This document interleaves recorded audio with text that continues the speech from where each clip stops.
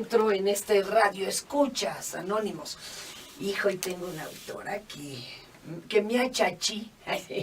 No hay como ella para lo que es la historia de nuestro México antiguo. ¿Cómo estás? Sofía Guadarrama, señores y señores, aquí presente. Muy contenta de estar contigo, Pepe. Ya te extrañaba, ya teníamos Oiga, sí, como 2 años de que no me entrevistabas. Oye, ¿y por qué, papá? ¿Qué no has sacado libros o yo he andado en la pendeja? No, tú andabas de vacaciones. Ay, perdón. No, andabas pues de vacaciones, Ahorita tenemos que echar chal buen rato. Sí, tenemos este libro que se llama Tezosomoc. Oye, para que sepamos que no solo es parque o colonia. No es nada más estación de metro. No. Y además era un tirano. Es el tirano olvidado. Bueno, yo le puse el tirano olvidado porque fíjate que uno de los principales conflictos que tenemos en la historia de México, las personas, es que la mayoría de la gente, 90%, 95% de la gente, no conoce la historia prehispánica. O sea, se sabe que hubo una conquista, unos españoles malos que vinieron a destruir el Edén y no saben qué había antes. Aquí estamos hablando de una historia 100 años antes de la conquista. O sea, esta historia es narrada entre 1350 y 1420, más o menos. Es el lapso en el que se construye el Imperio Chichimeca. Es decir, dicen bien violentos. El Imperio Chichimeca es descendiente del Tolteca. O sea, primero estaba Teotihuacán, se extinguió, surge el Imperio Tolteca, se extingue, y luego surge el Imperio Chichimeca en Tenayuca, allá en el norte, por cerquita de Tlalnepantla, por ahí. Al final de Vallejo. Pero que ya eran bien bravos, peor que ahorita Ecatepunk. Eran zonas, eran guerrilleros. Y entonces, pero no tan guerrilleros como los mexicas. O sea, realmente el terror verdadero que estaba en tiempo de los mexicas, en tiempo de Tlacaele. O sea, porque nos han vendido esta historia de que llega Hernán Cortés y México era un Edén y todo era bien bonito. No, México Tenochtitlan, pero esto es después de 1427. México Tenochtitlan entre 1427 y 1519 era un terror. O sea, eran unos monstruos que destruían pueblos. Por ejemplo, enviaban una embajada a un pueblo a cobrar impuestos y este pueblo se negaba. Ah, sí, pues ahí te va mi ejército, vamos a destruir tus templos, tus ciudades. Era peor que el emperador Palpatine en Star Wars con Darth Vader, mano. Robaban todas las riquezas, asesinaban a toda la nobleza del pueblo invadido. A las mujeres, que era en ese tiempo la mujer no valía más que para 3 cosas: para sexo, para cocinar y para cargar. No eran ciudadanas. No, la mujer era moneda de cambio. O sea, tanto así que Hernán Cortés cuando llega le dan estas mujeres y ahí viene Malintzin, ¿no? La mujer era botín de guerra. O sea, cuando llegaban a un pueblo y invadían, pues obviamente lo que se traían era la mujer. La mujer vivía en promedio entre 35 y 40 años. ¿Por qué? Porque pasaba casi entre 15 y 20 años embarazada. Desde que podía hasta que ya... No tenían sexo por placer, era porque eran violadas. Entonces, sí hay como que una gran... Oye, ¿no serán cuentos de los españoles para enojarnos a las feministas? A lo mejor. Entonces, en esta novela lo que yo traigo al lector es el origen de los mexicas, que es los mexicas que vienen en 1321, que vienen pobres, están o sea, tratando de encontrar un lugar donde vivir en el Anáhuac, pero para entonces ya está poblado, y lo que no está poblado tiene dueño, y en su mayoría es el Imperio Chichimeca. ¿Cuál es el Imperio Chichimeca? Son los familiares de Nezahualcóyotl. Iba a decir Hernán Cortés, ¿qué pasa? Los familiares de Nezahualcóyotl. Entonces, Tezosomoc es descendiente del Imperio Chichimeca, es uno de los nietos, pero resulta que el imperio ahora sí que se heredaba de padre a hijo. Y Tezosomoc dice, a ver, pero yo también soy nieto de Xolotl, o sea, el fundador del Imperio Chichimeca, ¿no? O sea, los dos tenemos pedigrí. Yo hablando tengo de Xolotl y pues yo tengo mi derecho a gobernar también, quién sabe qué. Entonces hay un problema porque cambian el Tlatoani de Tenayuca. De repente dice, pues voy a construir un aeropuerto en Texcoco. Ah, no, perdón, un imperio en Texcoco. Bueno. Y de repente... Pero sí, de hecho sí decide cambiar el imperio de Tenayuca a Texcoco. Pero, oye, Él dice, ¿cómo Quinatzin. ¿qué? Estamos hablando de Quinatzin, ¿eh? Ajá. Es el tatarabuelo de Nezahualcóyotl. Quinatzin decide cambiar el imperio de Tenayuca a Texcoco porque en Texcoco hay cosecha de algodón. El algodón en aquel tiempo es el petróleo de 1300. O sea, el comercio, digamos, las rentas, muchas cosas se pagaban con mantas de algodón. Ah, ok, O sea, ok. porque era como la seda en China. Exacto, exacto. Entonces, Texcoco, pues es un terreno en donde se está dando el algodón prácticamente por gracia todos de los lados. dioses. Ajá. Entonces dice, bueno, pues me voy a poner mi imperio en Texcoco, donde cabe aclarar que se pronuncia Texcoco. Ahí en la página, en las primeras páginas, es algo que influí sobre la pronunciación del náhuatl. Ahorita paso con eso. Ay, qué bonito. Entonces, la familia de Tezosomoc, el papá de Nezahualcóyotl, es el que decide, pues, como el emperador se fue a Texcoco, nos abandonó, y pues yo me autonombro el gran Tlatoani, ¿no? El gran Tlatoani. Y ahí es donde empieza la guerra.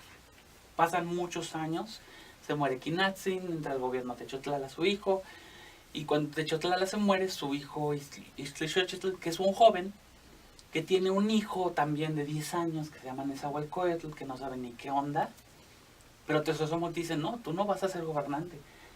Y él arma una red en la que va logrando aliarse de todos los tlatoanes de los pueblos vecinos. Recordemos que en ese tiempo los mexicas no tienen nada, acaban de llegar, van con Tezosomoc y le dicen, oye, necesitamos un lugar donde habitar. Hay una islita por ahí abandonada en el lago, ¿no? Pero pues, ¿por qué? No, es que pues, un dios dijo que... ¿no?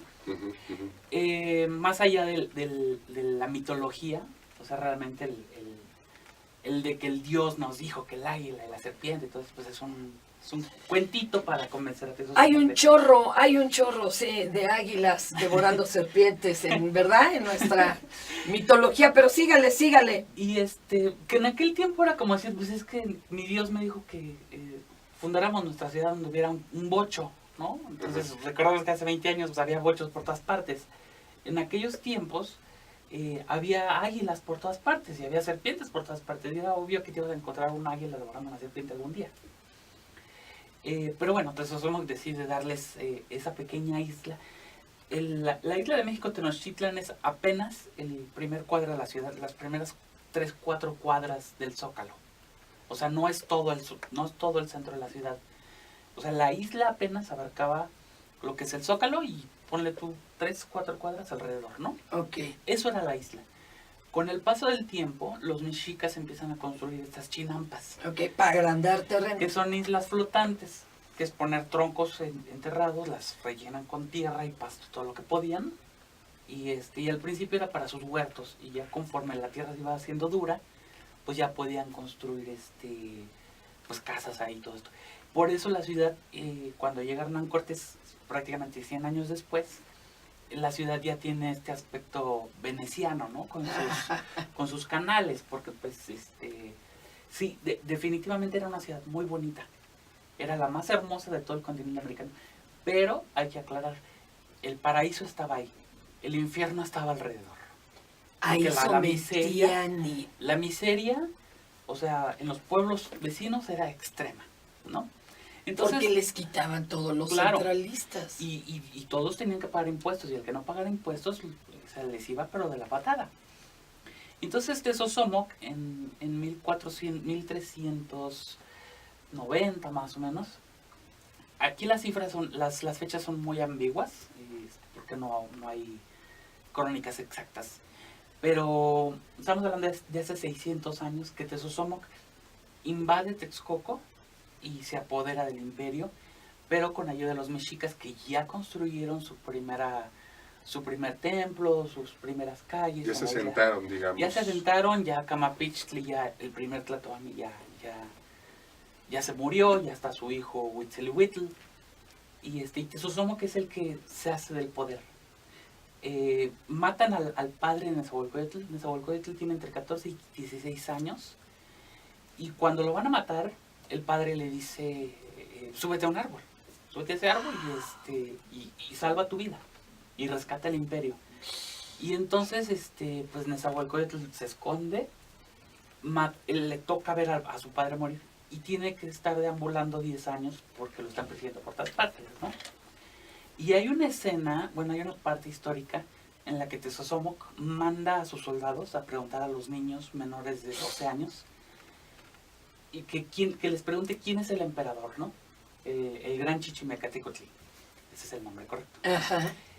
Y si decían que era Ixtlilxóchitl o Nezahualcóyotl, los mataban. Claro, cuello. Ahora sí que copelas o cuello. Y si decían que era Tezosomoc, les daban premios. Entonces es ¡qué miedo! Es un poco parecido como a alguna cita bíblica. Por ahí, exacto, de los santos inocentes. Oye, qué fuerte. Además, imagínate a un niño Nezahualcóyotl refinado, bien criado, pues andar huyendo para reclamar posteriormente. Pero oye, Nezahualcóyotl es familiar de los mexicas por parte de su mamá. O sea, su mamá era mexica. Entonces, a largo plazo, los mismos mexicas le ayudan a esconderlo, le dan educación y todo esto. Sofía, y ¿hay algún registro de cuándo empieza a escribir Nezahualcóyotl? ¿A qué edad? Él nunca escribió. ¡Ah! ¿Nunca escribió? Lo dictó, recitaba. El asunto aquí es que los mexicas no tenían, las culturas nahuas no tenían una grafía. No, yo sé, pero eran tlacuilos o algo. No tenían una escritura. Ahora sí, vamos a esto. ¿Cómo se recordaba la historia? Por medio de los tlacuilos, exactamente. ¿Qué es un tlacuilo? Es un dibujante de los libros pintados, lo que hoy conocemos como códices. Ajá. Los libros pintados tenían un reglamento, no era nada más venir y pintar a Fernanda Tapia aquí en la cabina. Dificilísimo. No, tenías que poner, si vas a poner a Fernanda Tapia, tienes que mirar hacia la derecha y tienes que ponerle, pues no sé, la nariz de tal forma, el cabello de esta forma. Mi voluta de habla. No, pero no puedes, no podías nada más decir... romper las reglas porque si no se podía leer. ¿No? Entonces tenías que dibujarlo de cierta manera. Y el color de las plumas, el color de la ropa, si tenías sandalias, si no tenías sandalias, tantas cosas. Ahora bien, ¿cómo se registraba o recordaba la historia? Hablado. Tradición oral. Pero ¿qué pasa después de 300 años con la historia? Si yo te cuento algo ahorita que, no sé, que me pasó ayer, y te digo, cuéntaselo mañana al de la cabina. Muy probablemente olvides algún detalle. Y le dices lo mismo, cuéntale a la cabina de al lado, ¿no? Ahora imagínate, durante 300 años, el registro se pierde, la memoria. No me esté espantando, mi Sofía. Mi Chofi, no me vas a decir que todo eso no es de Neza porque me ataco. Mira, el mismo José Luis Martínez, el gran cronista de Nezahualcóyotl, no el José Luis Martínez que conocemos hoy en medios, ¿no? El José Luis Martínez de hace por lo menos 50 años. El autor de Cortés. El autor de Cortés, la biografía de Nezahualcóyotl y muchas otras obras. José Luis Martínez es el gran biógrafo de Nezahualcóyotl y él desafortunadamente lo pone en duda de los poemas de Nezahualcóyotl. ¿Quién pudo habernos heredado la creencia de los poemas de Nezahualcóyotl? Su tataranieto, Fernando de Alba Ixtlilxóchitl. ¿Quién era Fernando de Alba Ixtlilxóchitl? Un mestizo nacido de abuela texcocana y padre español. Esto es como la duda de que si Shakespeare o no escribió sus obras. Esto es fuertísimo. Se me acaba de ir el aire así de terror. ¡Es herejía, maestra! La cultura escrita si tú dices, México prehispánico. Es que mira, la escritura náhuatl se construye a partir de la conquista. Sí. O sea, se construye el lenguaje escrito en náhuatl a partir de la conquista. O sea, ya escribían lo que sonaba. Lo que o sonaba, sea, sí, exactamente. ahí sí, si van al Archivo de la Nación, todavía se conservan algunos de los primeros textos, así todavía, ya sabes, como si fuera un códice, pero está escrito a letra, como sonaba el náhuatl, y los dibujos de estos antes tlacuilos son impresionantes, ya dibujando totalmente de otra forma a los españoles, a los indígenas, y el tratado que querían hacer pues para que les respetaran sus tierras aunque pagaran tributo. Es impresionante lo que nos acabas de decir. ¡Ay, dolió! Entonces, Bueno, a mí ya ¡Dolió! hay una revisión absoluta sobre Nezahualcóyotl. sí, o sea, y de hecho muchas cosas sobre Nezahualcóyotl, o sea, la escribe su tataranieto con una razón muy importante, que es recibir de España los territorios de Texcoco. Vamos a aclarar esto. El rey de España está en Europa, él no conoce nada de América, pero a él le empiezan a llegar cartas. Oye, pues aquí está la hija de Moctezuma y pues la verdad es que a ella le corresponde todo el terreno del centro. Pues cédele los terrenos porque si son las leyes españolas. Ah, bueno. ¿Sabías que la familia de los descendientes de Isabel de Moctezuma recibían dinero del gobierno hasta 1920 y tantos? Hasta Pues porque Abelardo crees que López, nadie se le levantó en armas. Abelardo Rodríguez, el presidente, Sí. fue el que dijo basta de estos vividores y pusieron una demanda. Estamos hablando de 1920 y tantos, ¿eh? O sea, cientos de años. Que a lo mejor no fue Abelardo Rodríguez, sino fue Calles quien llevaba la batuta política en ese entonces. El No, máximo pero sí pues, lo que sí sé es que sí fue Abelardo Rodríguez Ujú, el que dijo ya, basta. En esa época. Y pusieron una demanda en la Suprema Corte de Justicia y bueno, la recién construida en aquel tiempo, Suprema Corte de Justicia, y pues los batearon también, dijeron. Pero esto mismo pasa con, te digo, hasta a mí me tocó conocer a una de las descendientas de Moctezuma hace como 3 años, todavía vive, y sus nietos y todo eso. Y ellos tienen documentación del gobierno que avala su descendencia, ¿no? ¡Wow! Entonces, así como Oye, carnal, eso sí es pedigrí y no jaladas, ¿eh? sí, Abuelengo, como decía el doctor pero Volarsky. fíjate que ellos ya no tenían nada de indígenas, o sea, No, pues no hay estamos tanta hablando de mezcla. Isabel de Moctezuma es violada por españoles y luego sus hijos ya se casan con españoles y los hijos se casan con criollos y o sea, entonces ya al final el linaje de Moctezuma Xocoyotzin se pierde por completo, pero ellos por ser descendientes pues mantuvieron este poder. Igual sucede con Fernando de Alba Xtli-Xochitl. Él tiene que construir la historia de Nezahualcóyotl para comprobar que él es descendiente de Nezahualcóyotl. Y entonces, pues ahí es donde viene la historia de la poesía, el arquitecto, y pues muchas bondades, ¿no? Que José Luis Martínez, el gran historiador, Ajá. pone en duda en su biografía. Él dice, Ay, esto pues puede ser pura fábula, ¿no? Yo lo que hago en mi novela es trato de respetar lo que tenemos de las crónicas y entregarle a los lectores pues un poquito de y lo novelas, pero está novela. lo más respetado posible que lo que conste. lo más respetable. Lo que consta. En Tesosomo, que el tirano olvidado de Sofía Guadarrama de Editorial Océano. Nueva casa editorial, por cierto. Pocheto, pero hay mucho que comprar de Sofía Guadarrama. Todo lo que encuentren, consíganlo, porque es lo máximo. Yo te iba a comentar algo sobre el lenguaje.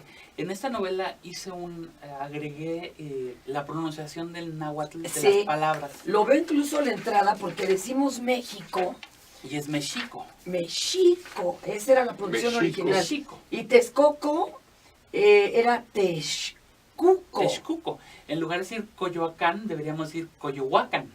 Coyohuacán, porque así era la situación. Coyohuacán. Teotihuacán, no Teotihuacán, ¿no? Coyohuacán. Por ejemplo, Xocoyotzin. Chapultepec debería ser Chapultepec. Oye, es Xocoyotzin, ¿no? Y ahora es Xocoyotzin. antes eras Xocoyotzin. Xocoyotzin. Pues hay que conseguir y estás invitada a regresar muchas veces, mi Sofi, Muchas porque gracias. te amamos. Hay que conseguirlo, señoras y señores.